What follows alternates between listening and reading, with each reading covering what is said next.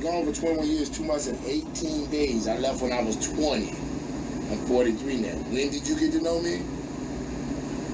Please tell me.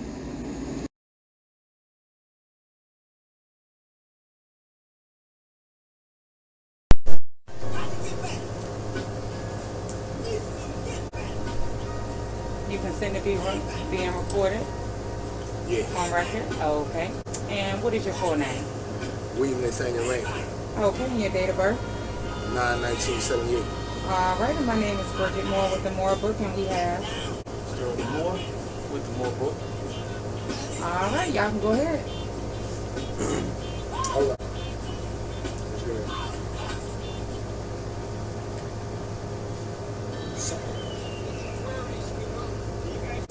First and foremost, thank you for your time and opportunity. What is your date of birth? 9/1978. Where did you grow up at? On Highway 13 in Powellsville, North Carolina. Powellsville? Yeah, Powellsville, Bertie County. Who did you look up to as a child?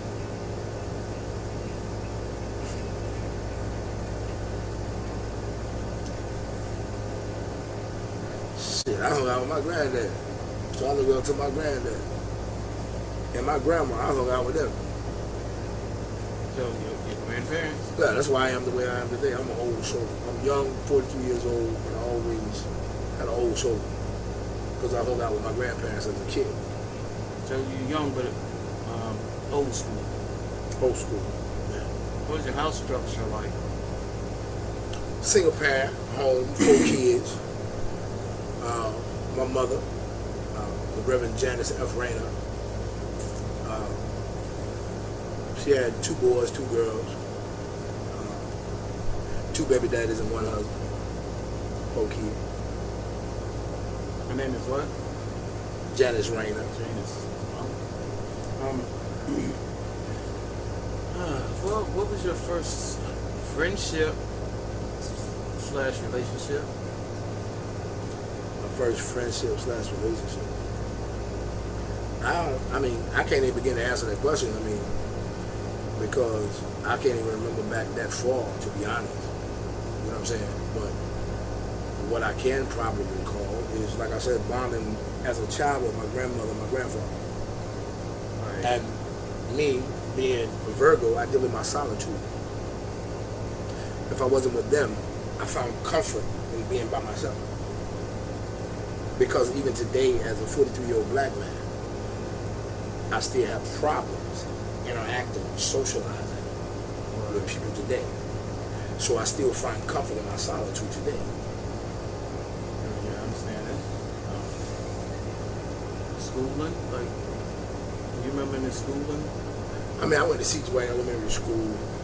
C.G. White? Yeah, C.G. White in Powellsville. You know what I'm saying? I was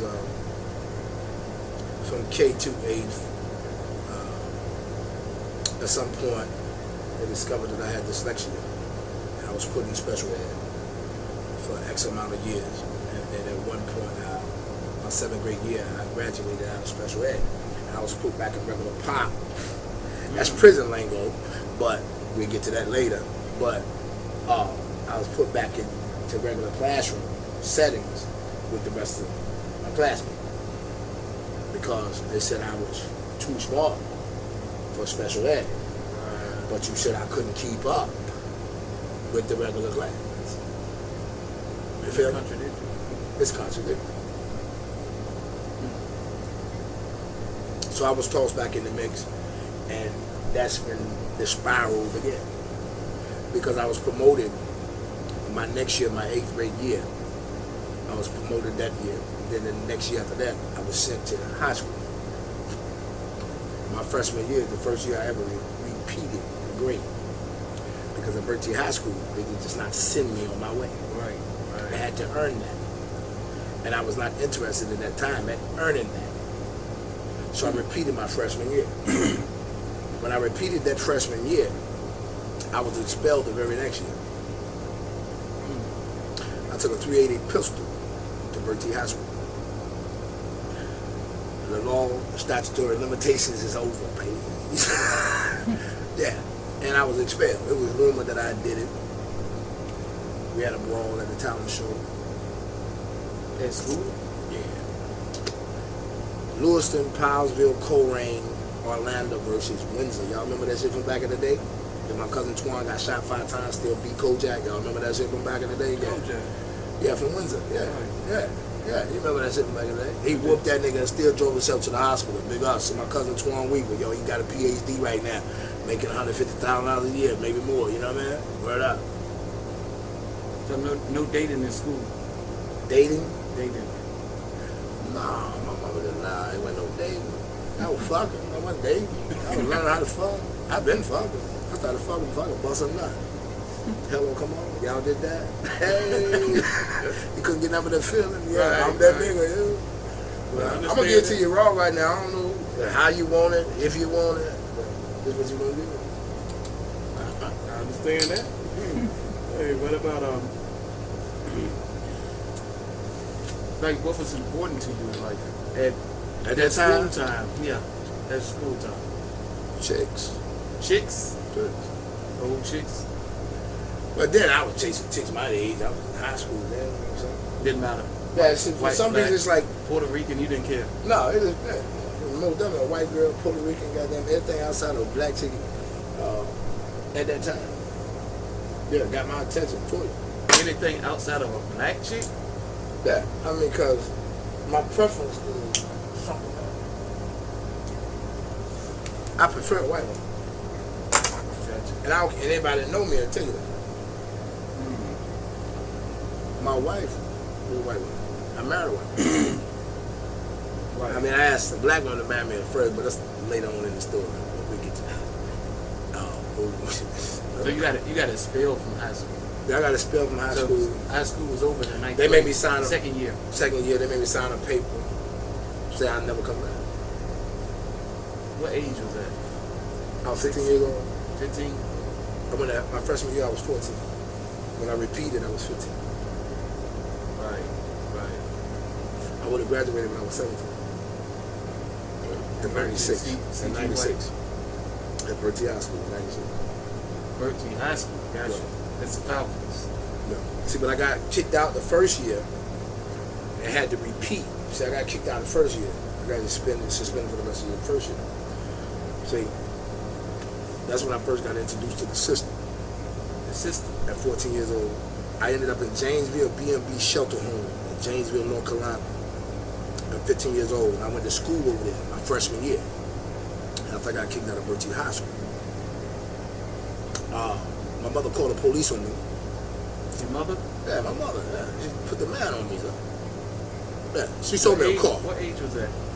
Now I'm 15. She told me. She said, me and my cousin Denny, Cherry. I don't know if I could put your name in here, son, but yo, you doing a life sentence. Big ups to my nigga behind the wall, yeah? Word up. But look, me and my nigga took my mama 74 LTD, yeah? Hey, yo, we wanted to 40. We little niggas. It's hot out here in Bertie County in the country. We want to 40. We ain't got no transportation. We need to get to this door. So 74 LTD parked in the yard. I got the key. I crank it up and go scoop my nigga up. Blow that motherfucker all the way up. Somebody see me and my cousin in the car, call my mama. My mama called the police, put an APB out on me. I get home before the police get me. My mama put a black man in the system. So that's what it started. You understand how deep that was? I'm 14 years old. It's my first stint in the system. You don't think you did it yourself? And it's by my mother's hand. If my child take my car right now, and my baby kept my car all night, didn't she? Mercedes-Benz S430, Bayboard blue with tinted windows, factory rims, pretty shit in Hereford County. Run that, ask them.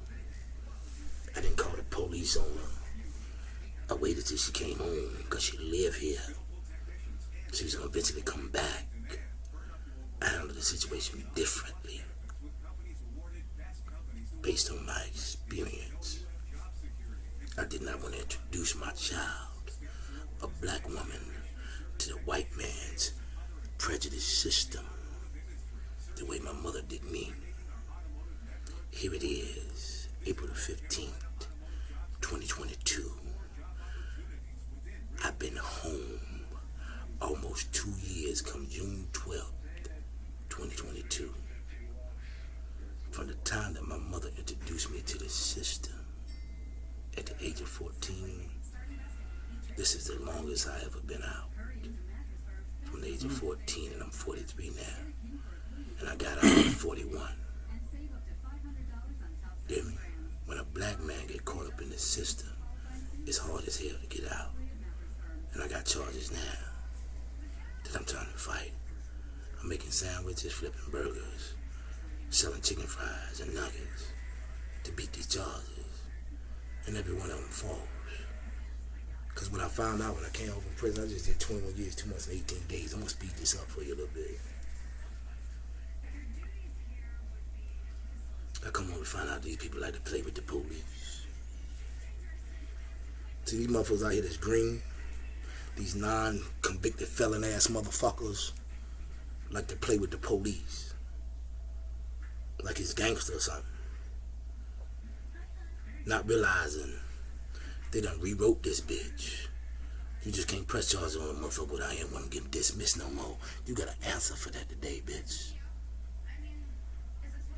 Every charge that I got that I'm not guilty of,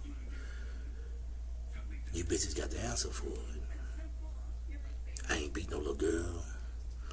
I ain't never hit a woman in my life. Not to do her harm anyway. Y'all got to answer for it. I'm still at 43 trying to get out the system. But my mother introduced me into the system. And we know it's not created for the black man. Not to benefit us and do us no good. So why would a black woman who already been through the struggle put her own seed in the midst of a struggle that she know is designed to be against them? I don't know where I heard this before. I learned it at. But somebody told me a long time ago. The creation of a monster begins with the destruction of a man. My destruction began at the age of 14 when I took that 74 LTD for a joyride. See, but my mother didn't go as deep as she should have before she made that phone call. Because she changed the course of my life. Because I had not yet been introduced as a black man to the white man's prejudiced judicial system. That's how I'm coming. See, when I went to prison, I educated myself. So I may use words that you may not understand, like ambiguous. As a black man with a GED. Question? Yes. What was your first charge, your conviction? My first conviction was attempted B&E, a Hosky pawn shop. Pawn shop? Yeah, right up the street. Right up the street. Used to be right up the street beside Piggly Wiggly and Rose's shopping center. I don't know exactly. Yeah. They said I had Timberlands on and somebody had kicked the window in a supposed attempt to break in it. Attempted. And because I had Timberlands on, I was in Speedway. I was in close proximity, the alarm sounding off. I'm headed back this way. They pull us over. I got Tim's on. There's a Timberland footprint on the window. I am that guy. They say I'm guilty. Take me to jail. You're guilty because you had Timberlands on. Because I had Timberland on. There's a Timberland footprint. But you don't have me on video camera or anything at the pawn shop. Right. But again, my mother, Janice Raynor, plays a major role in the plea bargain for probation. She was there with you? She was there with me. She said, take a plea bargain, get probation, you'll be all right, we go home, do probation, you get a suspended sentence. No, I should have took that 6 to 8 months and went and did it instead of fucking with a white man and his probation. Because guess what? That kept the white man in my life a little bit longer. I could have did 6 to 8 months and been done. Been done. Green clothes. When I did pick up some trash on the side of the road, learn my lesson, and been done. No. Take the probation. Pay the money. You stay out here. They come by your house and put the stuff in your house and like electronically monitor you. They're gonna take your money. And what was your father? Cracker Jack, my nigga Nathaniel Raynor. Cracker Jack. Yeah. Cracker Jack. I heard that name. Yeah, he's well known around here. Jasper Raynor, my uncle, well known. Jasper Raynor. Yeah, I come from good DNA. Jasper Raynor just came home too. Yeah, he killed Butter back in the day. I remember. Yeah. He ain't gonna like what I'm about to say, but I don't give a fuck. I remember. He beat a real nigga mama.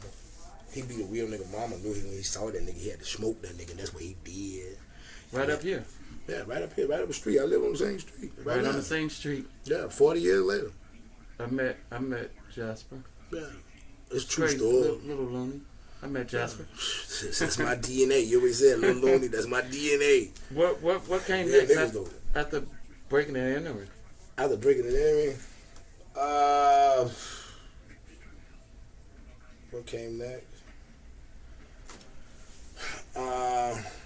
Actually, some shit came before that, but I lost abuse of conveyance. My mother again. She told me again. My mother. See, my first 3 stints with the white man and the judicial system, my mother is directly connected to every one of them. My mother convinced me. I moved out to Fayetteville. You know what I'm saying? I made a move, hit a lick. Moved to Fayetteville. Me and my man Bruce Palmer. Bruce, what's up? You in Lewiston right now? What's up? You know Bruce. Bruce Palmer. Bruce Palmer. You know me and Bruce was thick as thieves back in the day. They tell me I'm poor, they tell me I'm young. I tell them all to hold their tongues. If they could part the sand from the sea, they never would part my love from me. I remember Bruce. Yeah, look like Tupac, sound like Tone Low. What up, Played man? basketball. Gotcha. Little nigga. I remember Bruce. Yeah. But look, yeah, we hit him. You know what I'm saying? We did a little lick. Moved to Fayetteville the next day. I was working at Burger King then. I'm working at Burger King now 40 years later. God damn.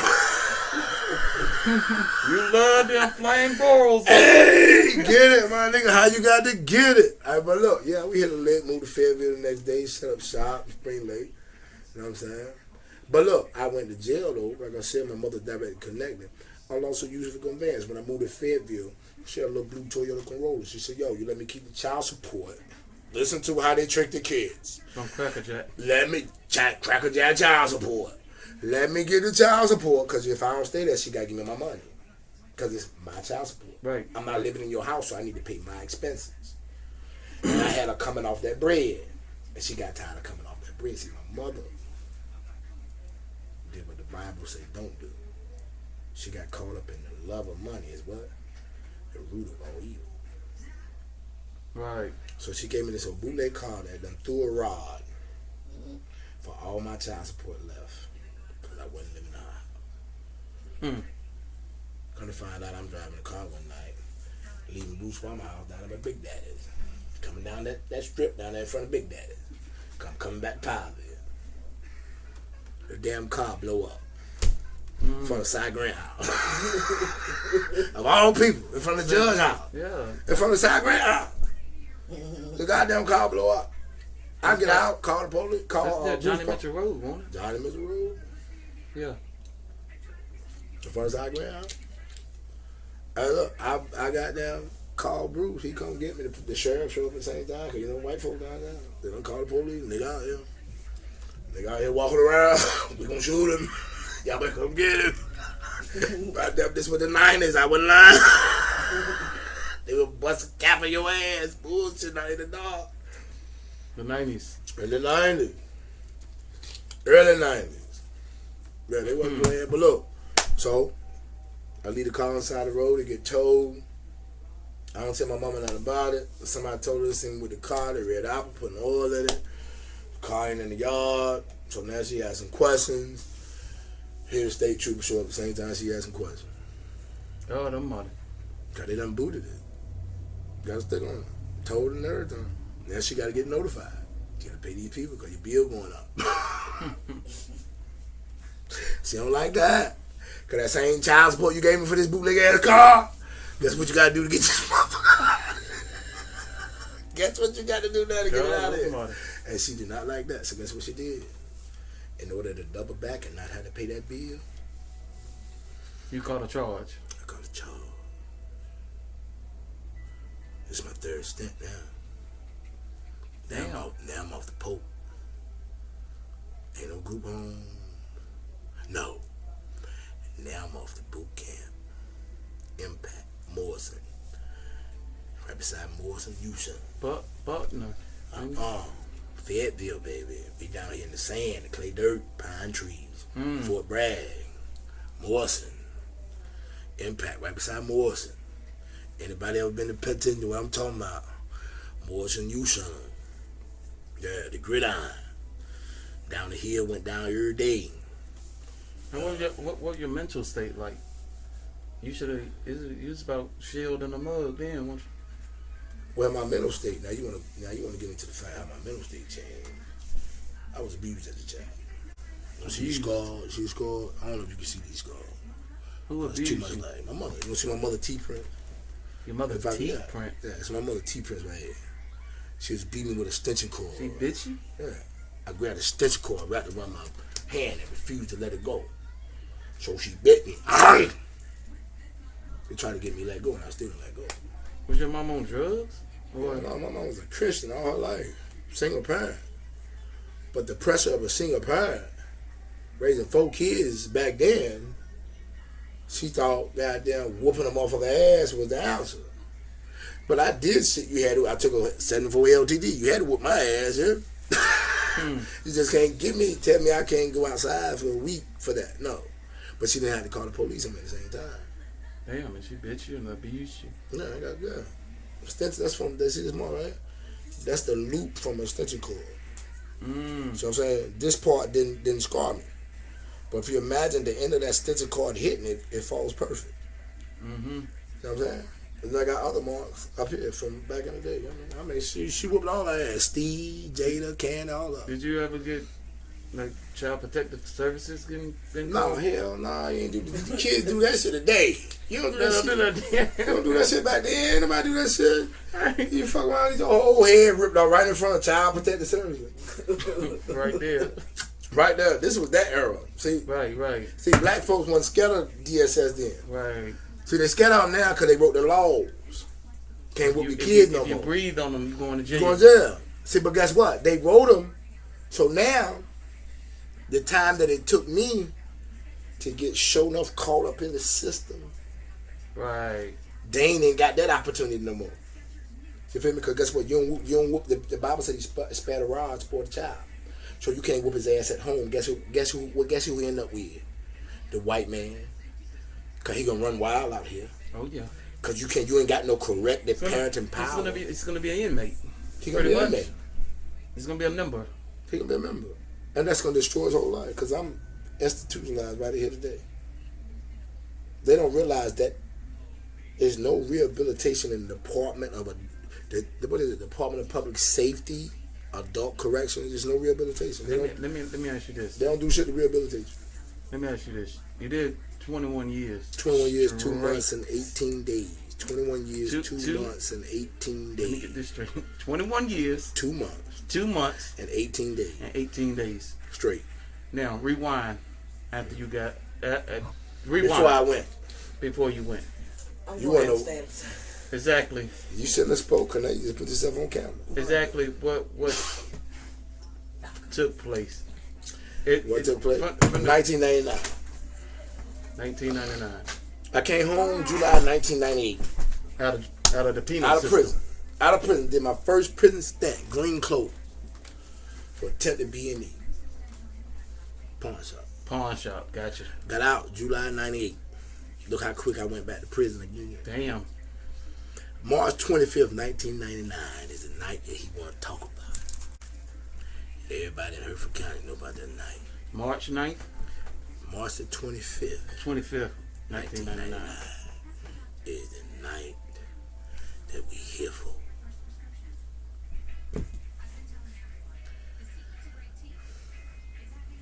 You remember clearly what happened? Oh, most definitely. Got all that right here. But Your light on the other side of that. but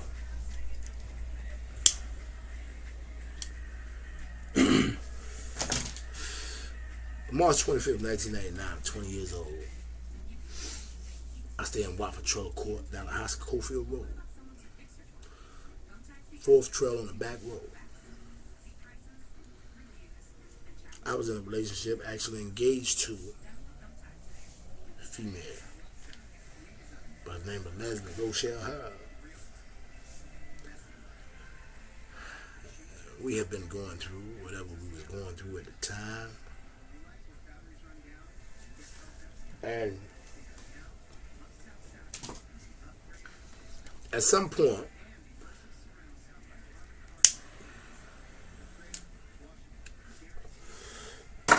we decide, well, I decide that I'm going to part ways. My mother called me. I call my mother and I tell her, yo, shit, I'm finna leave this chick. I'm tired of this chick. She cheating, this, that, and the third, blase, blase. Before I do something, I'm gonna pull out. So my mother come, I pack my bags, throw them in the trash bag or whatever. I ain't even got no suitcases or nothing. It's goddamn gridiron. Goddamn, let's get it. Care how you can care. So my mother come pick me up and take me to the bus station. I get on the bus. It's too late to buy a ticket, so she get a bus man cash money. He said he could buy the ticket at the next stop. $6 cash. I left a Hoskin Cofield Road and came uptown. I want you to pay attention to what I'm saying. It's relevant to the rest of the story. But then you understand the characteristics of the female that I had in my life at the time. If you know where a Hoskin Cofield Road, Watford Trailer Court is in Hertford County, you can Google this shit. I came uptown, just past Ronald Chawan Hospital. Just past Ronald Chawan Hospital. From my house where you first came and saw me at 1007 Hoskin Cofield Road? Yeah. Okay. I came from there. Just past the hospital. Over the bridge. Right. Right at the gas station. That used to be the bus station back in the day. Right. As far as I came. From my house. Get on the bus. You hear me? Get on the bus.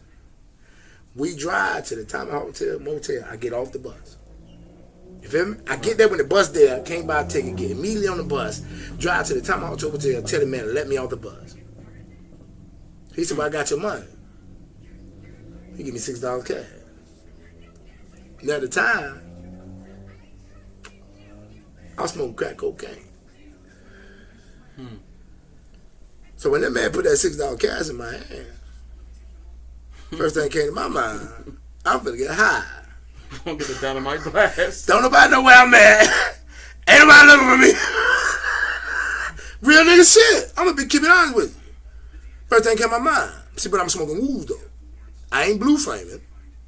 I'm smoking blue flaming because when you hit that goddamn stand, what it like that? When you hit the goddamn stand, my stepbrother Mars, what's up? Oh, you see that blue flame? Right. You know what I'm saying? See, if you got a regular lighter, when you put it on that stand, that red gonna disappear. You ain't seen that with that blue. Right. Gotcha. I You follow blue flame. I follow you now. That's what they call it, that slang for this. Well, catching me up. Okay, man. all right. But look, so I'm smoking wood. So the first thing comes to my mind, I'm finna go me some dope. And Roll me a blunt. woos are what? Crack cocaine and marijuana. Right here, mixed okay. together in a blunt, rolled up in a blunt. Right here in Hertford County, we used to call it dirties back in the day. Dirties. You know what I'm saying? That's what we call it. That's our shit. But you know what I'm saying? The world know it as woos. You know what I'm saying? But anyway, so I go get me a goddamn couple blunt. Goddamn. I buy me 2 pieces, $4, goddamn, for both pieces. Shit, I started smoking. I paid for a ride to my house, Hoskin Cofield Road. Understand, I came uptown to the bus station. Immediately got on the bus. Went from the bus station, past Ronchwan Hospital, to the Tomahawk Motel, got off the bus in front of the Tomahawk Motel, went uptown, First and Maple, on the block, bought some crack cocaine, some cigars, and some reefer. Called a ride, paid a motherfucker, my man, Lil Tone. What's up, Tone? You still here? Hey, they take me to a house, Cofield Road, to my house. That's all I did. I just gave you a accurate account of every movement that I made that night when I left my house. Question: Did you smoke the woods before you got there? Yes. Mm-hmm. I was out of the kite when I got there. Right. I was 3/4 in the motherfucking wind when I got there. Drinking? No drinking. I wasn't no drinker then. I'm drinking now. But I wasn't no drinker then. Okay. So you're back at the house now. See, immediately when I'm coming down the path, because we lived on the back road, when I come down the path, I noticed that something ain't right. Because my old lady used to sleep with the TV on all times. It may be muted, but she'd use the TV as like a night light or whatever. And I don't see the night light flashing in the window of the bedroom. So immediately my spider sense go off, because I already thought the broad was already cheating. Well, I ain't thought, I already knew the broad was cheating. I just never had concrete evidence. So I couldn't have proved it. So when I returned from uptown, because also as far as I went is uptown, I come home. I come in the back door of my house. It's my house. Come down the hallway. As I approach my master bedroom, my fiance steps out and asks me, what am I doing here? This is my house. I only went uptown in Hertford County, just past the hospital, Ronchwan, and returned home maybe an hour, hour and a half.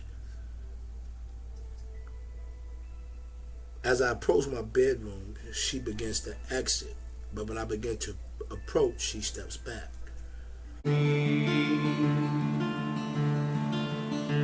They tell me I'm poor, they tell me I'm young. I tell them all to hold their tongues. If they could part the sand from the sea, they never would part my love from me. So when I returned from uptown, because also as far as I went is uptown, I come home. I come in the back door of my house. It's my house. Come down the hallway. As I approach my master bedroom, my fiance steps out and asks me, what am I doing here? This is my house. I only went uptown in Hertford County, just past the hospital, Ronchwan, and returned home maybe an hour, hour and a half. As I approach my bedroom, she begins to exit, but when I begin to approach, she steps back, and I step in. There's a naked man in my bed, getting up, struggling to put his clothes on. Immediately, I bypass her, because I don't beat women. If there was ever a night I was going to beat a woman, it was this night. Because I left out part of the story. But I want to tell you that part first. You feel me? So that you can understand my mind state when I tell you this part. When I came in the back door, as I began to approach the kitchen and the living room, and head towards my bedroom, which was on the other side of the living room. My headboard was hitting the wall in my bedroom. My old lady was moaning and fucking groaning. A nigga was grunting. Can you understand what's happened to me? What's happening to me as I walk from the back door of that trailer to the front of that house where my bedroom is at? Can you imagine what's happening to me as I'm listening to this? At some point, I realize that someone is in the house and she immediately knows it's me. So the door was unlocked, or you had a key?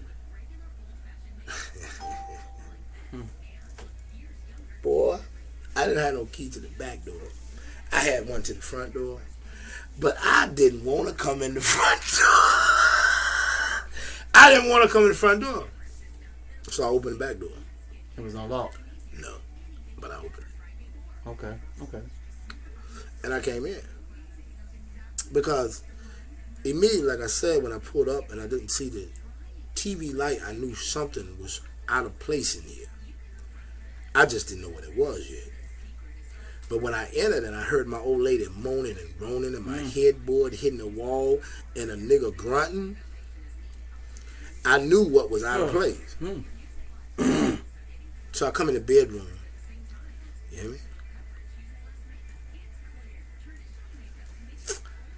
She asked me what I'm doing here. It's my house. Where the hell I supposed to be? It's my house. I live here. According to the state of North Carolina, my address was that address. So I lived there. So you didn't tiptoe there. She heard you come in? Oh, well, she heard me come in. That's why she pushed the nigga off and was getting up and came to the door. Took one step as I come through the living room. So I was just a second too short. But he's standing there ass naked. Wow.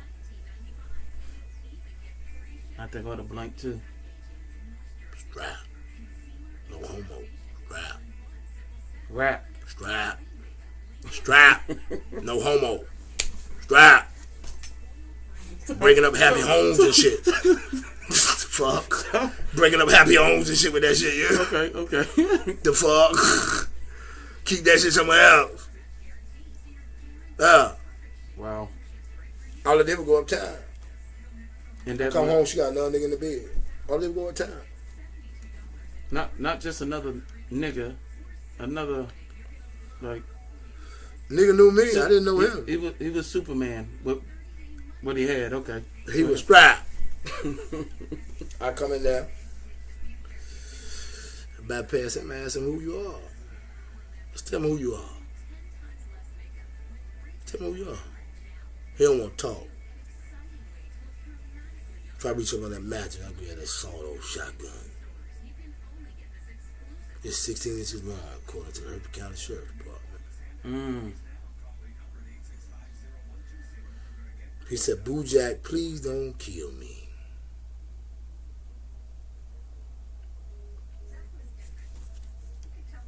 BooJack, you know who I am.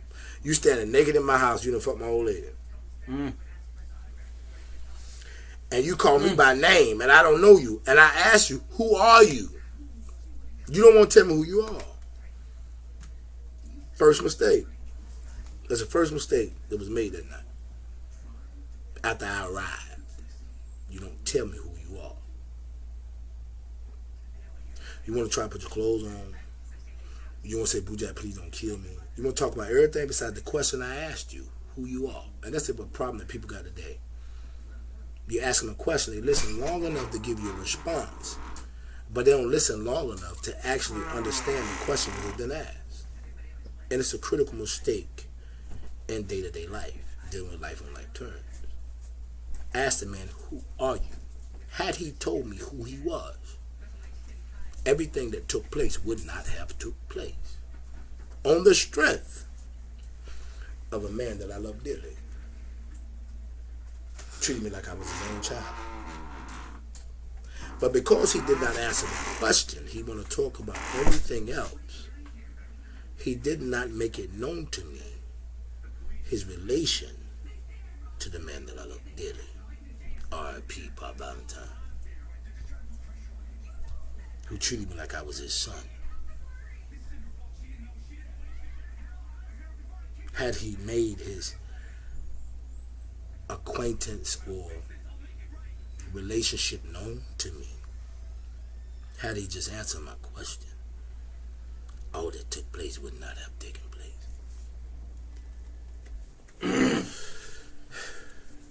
But when he said, BooJack, don't kill me, you sent me to another level because you know who I am and I don't know you. Then he had the audacity to say, BooJack, I know your daddy, I know Crackerjack. Please don't kill me. And I told him I didn't want to kill him.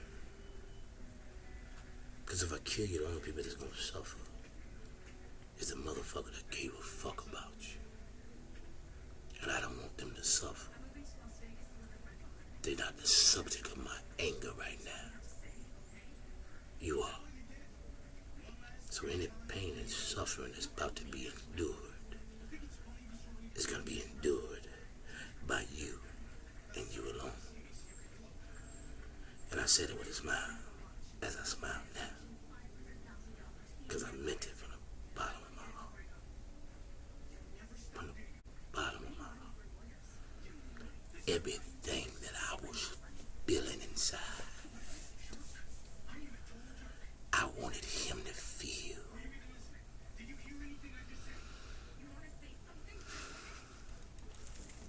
And I made sure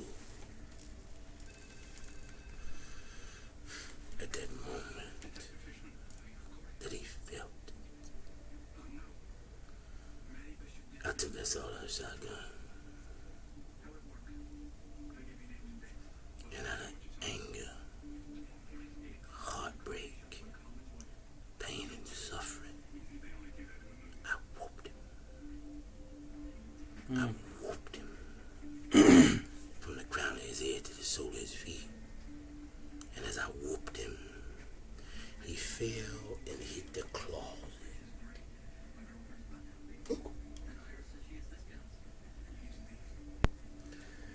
He fell and hit the closet, babe. Guess what fell out the closet? See, back in the day, you know what I'm saying, we country, you know, that box spring fall off that got the frame, you know? Oh, yeah. That box spring fall off that frame. But we had just got a new bed, so we didn't need the slats no more. So this is where the story deviates from the shit that's in the street. That's why I said talk to William Raynor. You want to know about William Raynor? Don't listen to these motherfuckers in the street. Talk to me. Because all these motherfucking bitches and all these niggas out here, they ain't nothing but lying on a nigga. Lying on a nigga. I went to prison for malicious castration of the privy member, malicious maiming of the eye. I'm going to give you an accurate account of how all that took place. See, when that slat fell out of that closet, when he fell and hit that door as I whooped him with that 16-inch sawed-off shotgun, when the boards fell out, when that board fell out, I picked it up and I turned it like this. I didn't turn it like this. I turned it like this. And I beat him.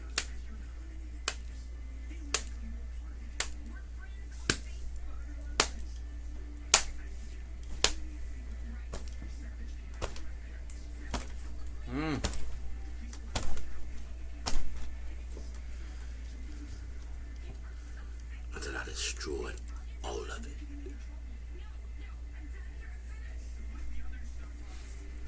Until I destroyed all of it.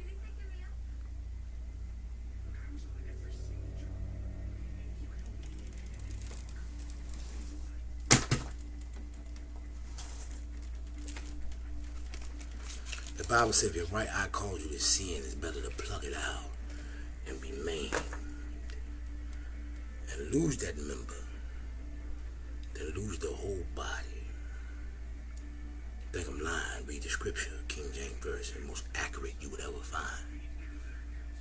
Anything after that, I wouldn't trust it.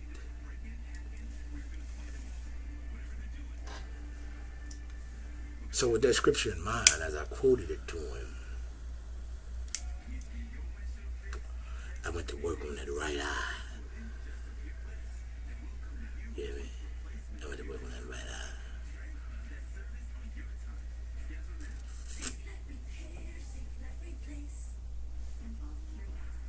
I went to prison for Mrs. Mayman's eye. When he showed up in court, he had a glass eye. You go figure.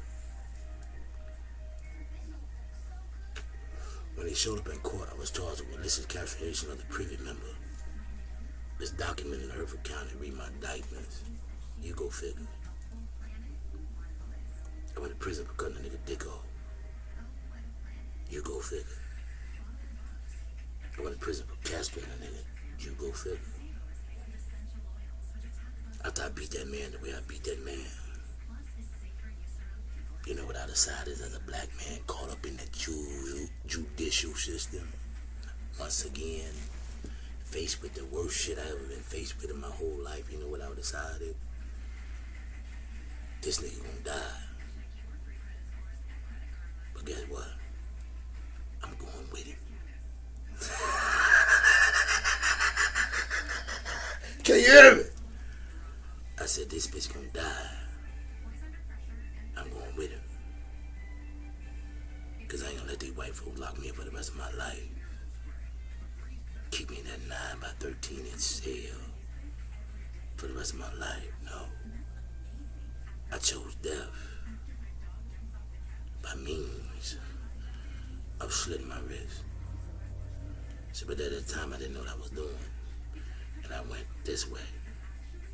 I didn't know you're supposed to go this way. So I just recently learned that. But I learned it after the fact. I ain't say I recently, that's a lie. A misquote, I misspoke. But I did it this way. Boom, boom, both wrists. But for me, as a man, being dead ass wanting to die, that wasn't good enough.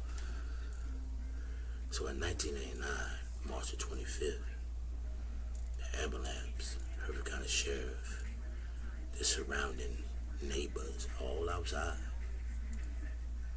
I approach from in the midst of the darkness. I rose.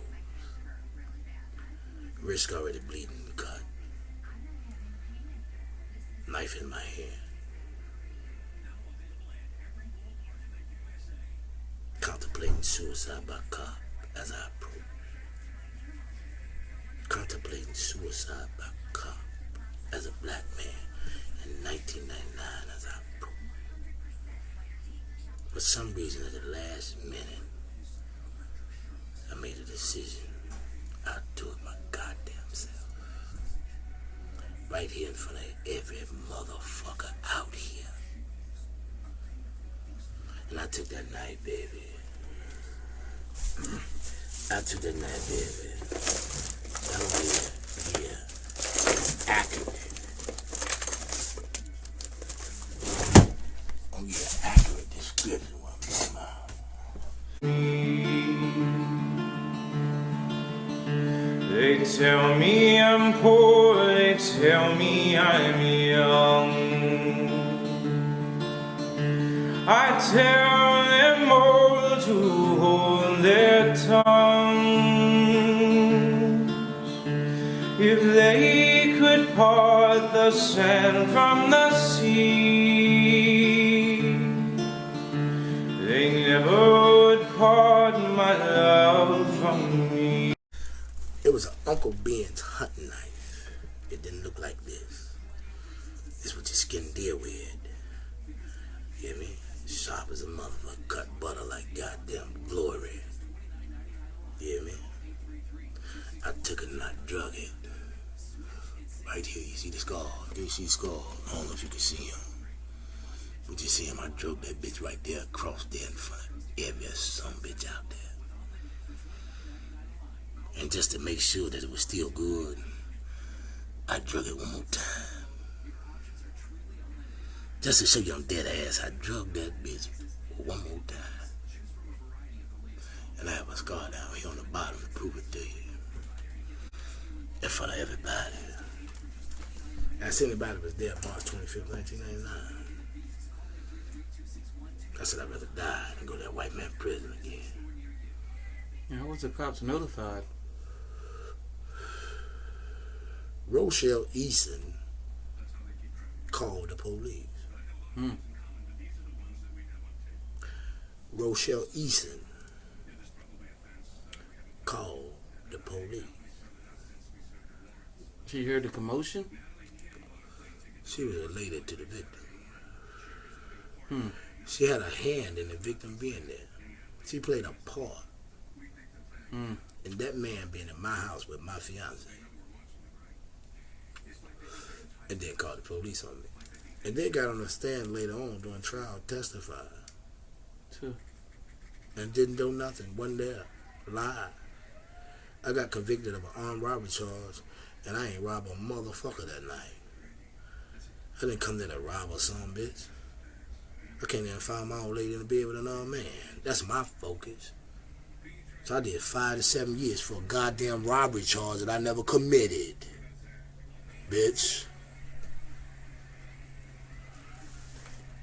It's sad.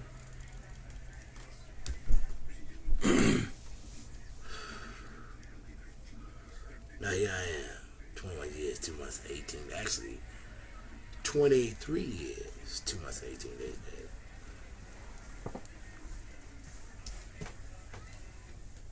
Still caught up in the judicial system at 43 years old. Driving with no license. Assault with a deadly weapon, inflict serious injury. With attempted assault with a deadly weapon. Because my ex-fiance, Renata Cherie Bloodworth, refused to give me my money back that I had given her to hold for me. We end up in a drunken argument. She hops in a car, pulls off. I hop in my Benz and I pull off. Actually, I don't pull off. I make a couple phone calls, tell the bitch bring my money back, this, that, and the third, da-da-da. It's all recorded. She said all the messages the mattress got. So I'm gonna smoke her ass, she can bring my $40. $40. She gonna get smoked behind $40. We both drunk. I'm angry, but I would never hurt a female. 1999 proved that. So, I'm good for that. So after I'm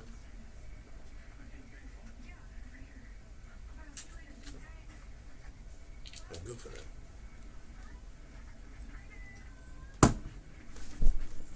I'm going to prison life. You want to go into the prison life? You want to talk about prison? Yeah, prison life. How was prison life after something that extreme? After everybody know, yo, what are you in for? Well, prison life was hard because I chose to do it the way I fucking wanted to do it. So you didn't just go in there and lay down? I didn't go in there and lay down. I didn't go in there and fall in line. I didn't go in there and sign up with nobody else. I went in with my motherfucking slippers on. And I walked that bitch for 21 years, 218 days in my slippers how the fuck I wanted to. And I ain't blood, crip, folk, Muslim, and none of that shit. Respect to all, you choose what you want, but that ain't me. I'm a leader, not a follower. So I could never follow no other nigga unless he leading for the right purpose. And everything that I just named, in my opinion, respectfully, is not the right purpose. Check it. Through the years, been following some of your Antics. in prison. And I seen a bunch of stuff. It was a few lewd, if you want to call it lewd, charges. Could make him open up. It's not bullshit. Bullshit and call it what it is now. That's what it says on the online. Lewd. lewd, like They don't say that. sexual. It say sex act. It Sex. say just that, sex act. They don't say lewd, sex act. It say sex act. It's called a B6. Anybody ever been in prison in the state of North Carolina know what a B6 is? I was jacking my dick. Right. I was in bitches in the penitentiary. All of them work there, psychiatrists, nurses, doctors, unit managers, CO. On the seat. Yeah, she stand there watching my motherfucker serious? spit. Key, what? The black and white. The fuck is it? See my thought. The woman. The woman. I ain't no good. Dead in my life. You do the math. No, it was a maybe a fighting charge. I seen. I can't. Several assault. So All the way up to the couple of months before I got out of prison. insubordinations. It Yeah, was disobeying long, direct order. long damn list, dude. Yeah, I had about 100 and some infractions throughout the whole course of my bid, but if you compare me to another guy, I was a model prisoner. Even with those infractions. Because a person that go to prison don't get no write-ups, they say they're manipulating the system. They refuse to promote them in anything. Right. I've witnessed that. So you have to get in trouble and get out of trouble. They have to see you get in trouble, get out of trouble, stay out of trouble before they decide to do anything for you. And that's an ass backwards, right? But a person who comes to prison never get in trouble, never get a write-up, they would never do anything wrong. They can't go outside that gate ever. So how fucked up the system is. But I can get in trouble, get out of trouble, work for a few months, and I can get promoted. So that's showing you rehabilitating. That's what they So call to say- it. Because the only rehabilitation in the Department of Public Safety Adult Corrections is self-rehabilitation. A person has to choose to rehabilitate themselves because nothing in there that they offer allows you to rehabilitate yourself.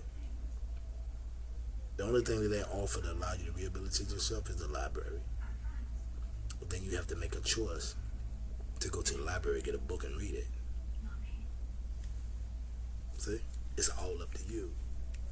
They put the library there, but if you never show up, you want to play dominoes and basketball and gangbang and go make salad and go to the kitchen and work and steal all the food because I just sell they shit. I ran BooJack's barbecue shack out of the Department of Public Safety. Big ups to the Department of Public Safety for keeping the brother fed. Now, sold food to the COs, traded it for tobacco, favors. Yeah, sold food to the prisoners. Used to average about $300-400 a week. If you was connected in prison, if you was connected and you was eating on the yard, you was in my pocket. Anybody that know BooJack and BooJack's barbecue shack, Booyah, for real, thug like Taliban, 2-time. Get at me, son. Y'all know that shit. Y'all was in prison with me. Y'all heard that shit before, right? So y'all know this shit is authentic. I'm not bullshitting. BooJack's barbecue shack coming to a place near you. Look out for me right here in the next 2-3 years, yeah? I got you. BooJack's barbecue shop. BooJack's barbecue shack. I do that. It got a nice ring to it. Yeah. Nice ring to it. Yeah. Can you cook? Oh, a fool. So you worked in the kitchen? Ask anybody that know me, do a background check. Can I cook? Am I nice? Am I nice with these? Can I cook? Yeah. So Valerie would say you could cook. Valerie, Maybe. yes. Not because that's fast food. I mean, I would hit a button right. and drop this shit in there. That's not cooking. But I worked at Vito's, the Heritage House in Windsor. You know what I'm saying? I was in prison cooking breakfast and lunch with 1,200 people. Right. All right? You know what I'm saying? I ran BooJack's barbecue shack right while I was doing that. Yeah. Doing a bid. Doing a bid. Doing a bid. Shipping it out the back door of the kitchen. Send it to the warehouse. Warehouse send it to the yard. So the COs let you do that? Yeah, you know what I'm saying? You fix them up, you know what I'm saying? Bologna, egg, and cheese sandwich, you know what I'm saying? A little shit That's like that. country. Country, you know what I'm saying? I might do some barbecue or something. Some barbecue chicken. Whatever, you know what I'm saying? Yeah, whatever I'm cooking, I might do a stir fry or something. They want to eat, fix them a big plate or something. You know what I'm saying? Some of them bitches and niggas ain't got no money. Right. You know, I had bitches and COs and shit coming in my locker. Yo, my man smoke locker. getting chili and oodles and noodles and shit, take home to their kids because they hungry. They're taking cash money. Yo, big ups to Beverly Purdue for taking cigarettes out of the Department of Correction. Bitch, you created a whole new hustle. And it ain't that but a misdemeanor. Motherfuckers is eating you. See what the white woman did in the government? Answer this, right? You thought you was doing something to hurt a motherfucker. But now a motherfucker can make the Department of Public Safety paycheck plus 5-6 grand just bringing tobacco 2-3 times a week. So now they getting yo $2,500-$2,700 plus the 4-5 grand that Beverly Purdue provided by taking cigarettes out of prison. Time is 20 o'clock. Yeah, and then she got to pay. Now the state of North Carolina got to pay R.J. Reynolds every year that they don't sell cigarettes. They have to give them a lump sum of money every year because they signed a lifetime contract to sell cigarettes in prison. And now they breached that contract. But back to my story. That's just food for thought. Keep this, right? People hear 1,000 stories about prison. That's how prison, it's like man. this, that, you know, everything. What was it like the worst thing you seen in there? The worst thing I seen in there. A nigga wanted to transfer Eastern Correctional back in the day. I don't know what year it was. But he wanted to transfer. It was mental health. You know what I'm saying? They had a mental health unit in prison in Greenville. Outside of Greenville, what was it? Snow Hill or something like that? Greene County. Greene County. Yeah, Greene County, Eastern Correctional. Nigga wanted to transfer. He went to his program and all, but psychiatrist told him he wanted to transfer. They told him he couldn't transfer. He said, I guarantee I transfer. He went back to his room, went to his locker, his stash spot or whatever, got his shank. Shit. Came back to the yard. There was a white boy laying out there suntanning on the yard. He walked up to him, hopped up on him, started stabbing. Killed him dead right there on the yard. On the yard. I am 22 years old. Damn. I am 22 years old. And I'm standing there watching this shit. I'm in the big house now. This ain't green clothes, 6 to 8 months. No, I got a 35-year bid to do. A 35-year bid. I caught this bitch at 20 years old. 35-year bid. Just give you 35 years. On a plea bar. Black man on a plea bar. Guess what? I took a 35-year plea bar in a day. 2022, you don't get but 20 years for murder. You don't get but 20 years for murder on the books. I did 21 years, 2 months, and 18 days for attempted murder.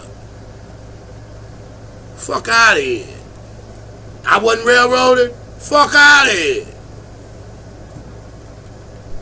And I know people that did 19 years for murder. Smoke, motherfucker, do 12. Yeah. Broad daylight with an SKS. Harrington. Bitch, fuck out of here. I ain't killed nobody. And they still trying to smoke me today. Bitches. 19 years for murder. And you got did over 21 years. Yeah, but I done talked myself out right now, yeah. Kinda got upset.